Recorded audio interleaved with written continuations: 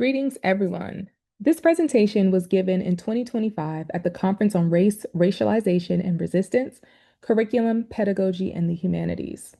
This work has also been published in an edited volume. If you would like to cite this work, the citation is available in the description of the video. The title of this presentation is Studying Away Gullah Geechee Culture and the Practices of Resistance.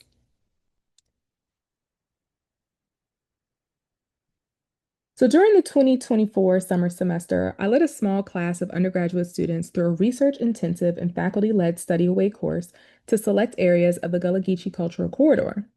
The learning centered the histories, cultures, and experiences of the Gullah Geechee people of coastal South Carolina and Georgia. While studying away, students created research projects centering Gullah Geechee language, Gullah foodways, Gullah Geechee religious practices, and the natural, herbal, and medicinal practices of the Gullah Geechee people. To collect data for their work, students visited culturally significant sites such as the International African American Museum of Charleston, the Gullah Geechee Cultural Center of Georgia Southern University, Sapelo Island, the Penn Center of St. Helena Island, the Avery Research Center of the College of Charleston, and the McLeod Plantation Historic Site on James Island.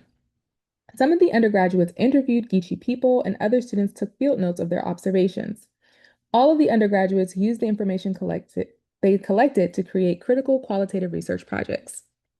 Leading this course, I wanted to know if students have benefited from the coursework.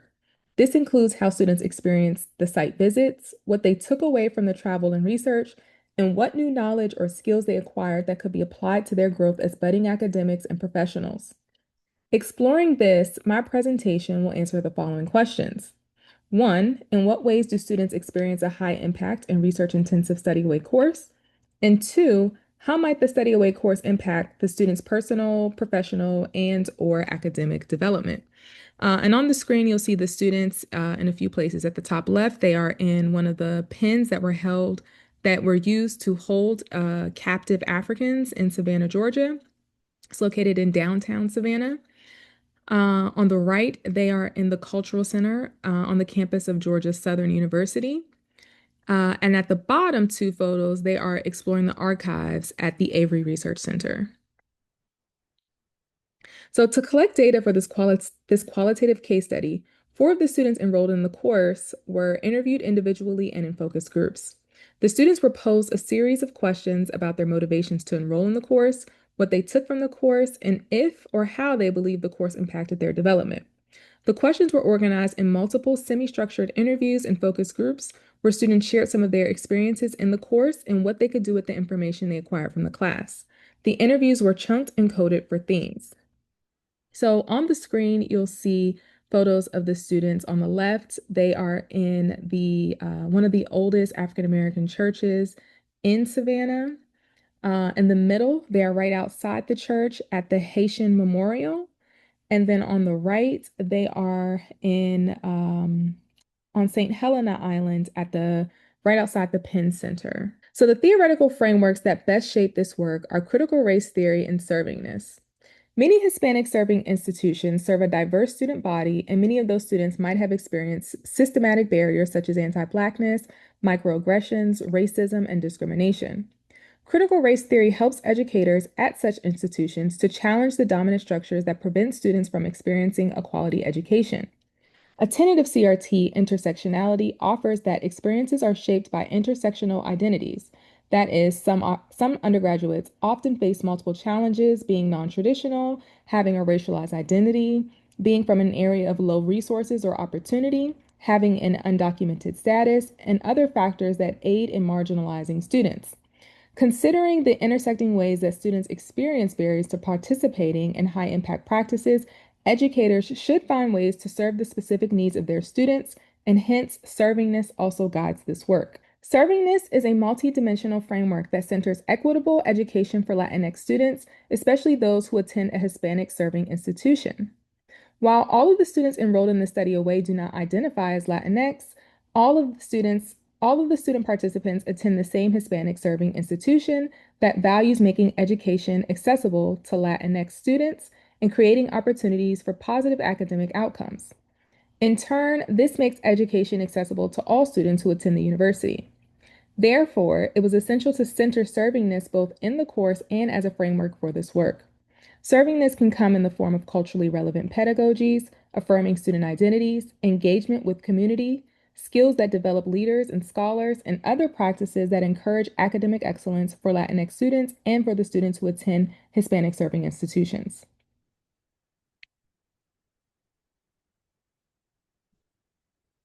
The four research participants included Jocelyn, Augustella, Choli, and Jill.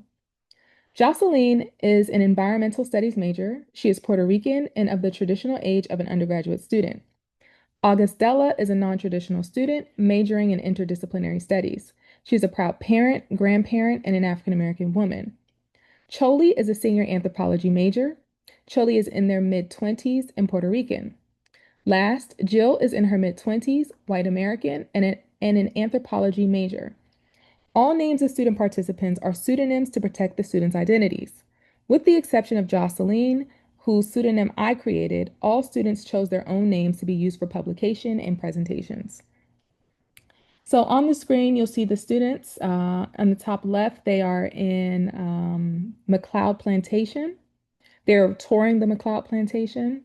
They are near the slave quarters, the former slave quarters. On the right top, they are on the campus of Georgia Southern University in their Gullah Geechee Cultural Community Center. On the bottom left, they are in the Avery Research Center. The Research Center houses a museum that they are viewing. And on the right, bottom right, they are in the McLeod Plantation, getting a tour. So the findings. The research, the Study Away course was much more than a class where students traveled the United States. This course allows students to explore history, culture, and research.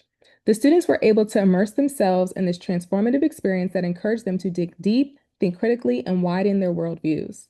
The findings ultimately yielded that the course, one, provides access to experiential learning for marginalized students, two, immerses students in a diverse culture, three, offers space for students to explore new aspects about themselves, four, builds a sense of social responsibility, and five, prepares students for the future. So I just wanted to show this quick clip. While on St. Helena Island, the students visited one of the praise houses, which is today would be comparable to like a small church where the enslaved used to go, and they were able to worship freely without the view of their enslavers. So while there, we received a tour and we also were able to sing some songs, some cultural songs with our tour guide. I done done all you told me for walk around. I done done all you told me for walk around. I done done I done done what you told me to do. And the elders just be running.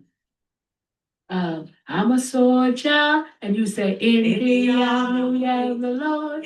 I'm a sanctified soldier in the army. Oh, I'm a surefire soldier in the army of the Lord. I'm a sanctified soldier in the army. Oh, if I die, let me die, Lord, in the army of the Lord. If I die, let me die, Lord, in the army. Oh, I'm a soldier in the army of the Lord. I'm a sanctified soldier in the army. Pure African. So access.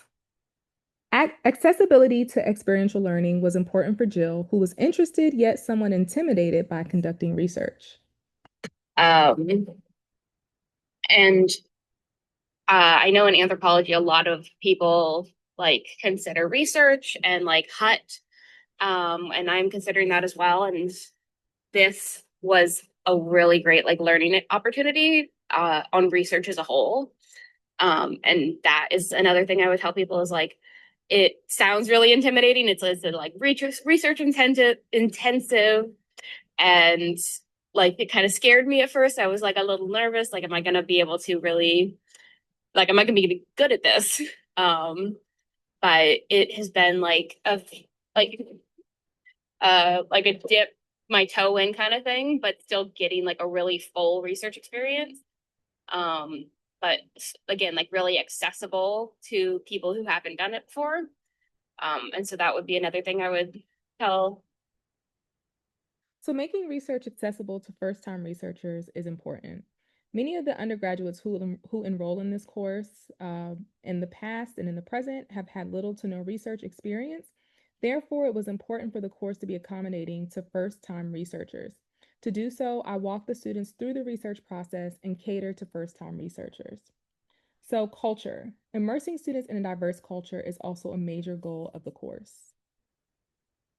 The tour, I really enjoyed it, not just because it gave us a look at the past, but also a look at the present. So we got to learn about how things came to be and issues that are currently being faced by the community.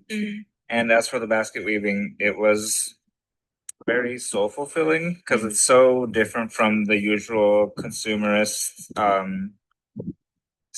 society that we're in, where we just kind of buy whatever we need. There's more love and being poured into the.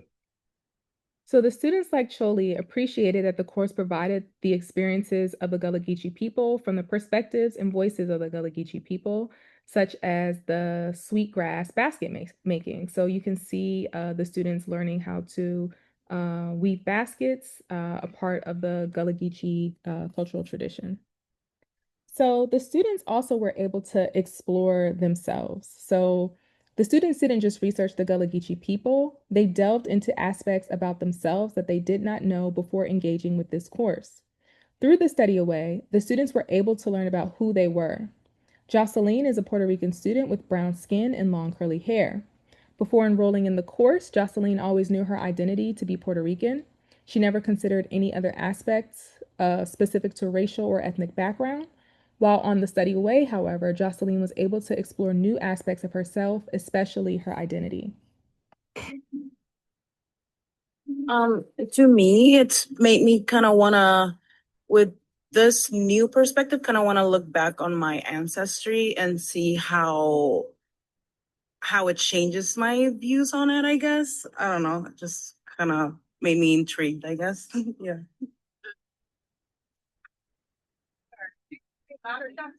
Oh, I didn't hear you up here. Oh, me? Just kind of like intrigued me. Kind of want to look back more into like my ancestry through that like newfound perspective and see what like how like if it. So the course introduced Jocelyn to the practices of Gullah Geechee people, which, much like that of Puerto Rican society, is rooted in West African culture. Therefore, Jocelyn noticed the similarities between her Puerto Rican culture and what she learned of the Gullah Geechee people. The course materials exposed her to information she previously had no knowledge on and indirectly encouraged her to inquire into her identity. Because of Puerto Rico's colonial past, many Puerto Ricans today are the result of the intermixing of Taino or indigenous, African or Black, and Spanish or white people. It is very likely that Jocelyn has some West African ancestry in her DNA and in her cultural practices.